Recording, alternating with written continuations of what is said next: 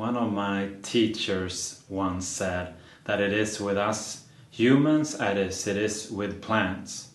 Either we are growing or we are slowly dying. There is no status quo. It is always either growing or slowly dying. And related to us humans, to me this means growing, that we are learning new things, that we are becoming more, that we're giving more, and so forth. And reflection is really an excellent tool to make sure that you're growing. It helps you reflect on past experiences and learn from those. That goes for yourself and for your relationship with your partner. Of course, the first necessity for reflection is that you create the time and space together with your partner to do that. That is not always the easiest thing. There might be other chores to tend to, work, kids, etc., etc. But creating the time and space where you can connect with your partner and create that space for reflection, to bring the emotions to light and examine those, learn from the different emotions you have experienced, both pleasant emotions and less pleasant emotions, and what do they mean, what can we learn from that, do we want more of that, what can we change in our behavior towards each other to avoid those unpleasant feelings that we do not want in our relationship.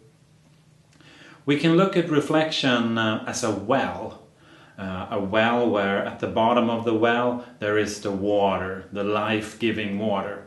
And in this well of reflection there are four different levels. The first level is repeating. That's at the top of the well, the most shallow part where you don't get down to the life-giving water in the bottom. Repeating means you repeat yesterday. If you talk to your partner, first we did this, then we did that, and then we did this. That is repeating. The second step, the second level down, going further down into the well, that is about referring. Referring just like a sports referral, meaning that you pick parts of that what happens and you refer it to the people listening to the radio or the TV or whatever it is that the people you're referring. You can do the same in your reflection, meaning you refer to your yesterday or your past week and you pick different parts and you just share what happened. The third level down is when you review. So review means that you do not just pick some parts that for some reason you find interesting. You also share what you like or didn't like about those events of the past week, for example, or the past day. And you say, I like this, I didn't like this, and so forth. So you review it. So we've had repeat. We go a little bit further and show a bit more of ourselves. We pick the parts we perceive important for some reason, meaning we refer. And then we also add our personal opinion, whether that was good or not so good, we review. But the fourth level is way down at the bottom. That's where the water is, where you get the life into it and really learn. You feed the new lessons, and that is reflecting.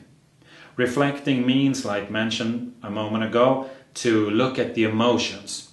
Bring up the emotions, the emotional experiences, the inner experiences, lifting those up, enough trust, openness to look at those and see, okay, so I felt this way or we felt this way. What does that mean? What can we learn from that? And to get that into some good steps, there's something called experiential learning, which we can use. That starts with an experience. The first step is always an experience. So you have an experience. The next step is that you look at what happened. Meaning, do we agree on what happened? A lot of times things happen and we have totally different perspectives on what happened. So first we clarify what really happened. What really happened that argument we had, or that day that didn't feel good, or that week that felt really good. We clarify what happened and agree sort of that this was the thing that happened, or these are the two different views at least we had of what happened. Next step is to look at, like we said before, what did we feel? What did I feel? What did I experience? What was my inner experience? What were my feelings?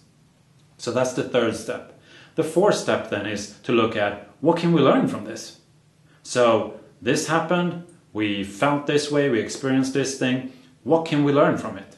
And also, how can we use this in the future would be the next step. After we look at the lessons, then the next step was, how can we apply this in our relationship going forward? How can we use this that we just learned? When and where and how, as practical as possible, when can we use it? And then life goes on, you'll have new experiences, you'll get a chance to try your new things that you learn, or you might forget to use them at all. But afterwards you sit down with your partner and you look again, you go through this cycle again. What happened? How did we experience? What did we feel? And what can we learn from this? And how can we use it? And then you have a new experience again. And I think this with reflection is nurturing the relationship. And it's sort of like you service a car. If you give it a little bit of service every now and then, you do not need to do those big repairs because it won't likely have that big breakdown. But if you don't do that frequent checkups and frequent nurturing of the car, then it will have those major breakdowns. And the same thing I think goes for relationships. If you do this nurturing, sharing the love, doing things out of love for each other, and doing the checkups, the reflection frequently, small things frequently, once a day, once a week, or a couple of times a month, whatever it is that works for you, you won't have those big breakdowns when the relationship really breaks down and you might need to go see a therapist or you might even separate or whatever it is. So just like a car, nurture a relationship and use reflection, get to the bottom of that well, get down to the reflection stuff and do those steps from experiential learning to really pull out the lessons and how you can apply it and then learn from the next experience together.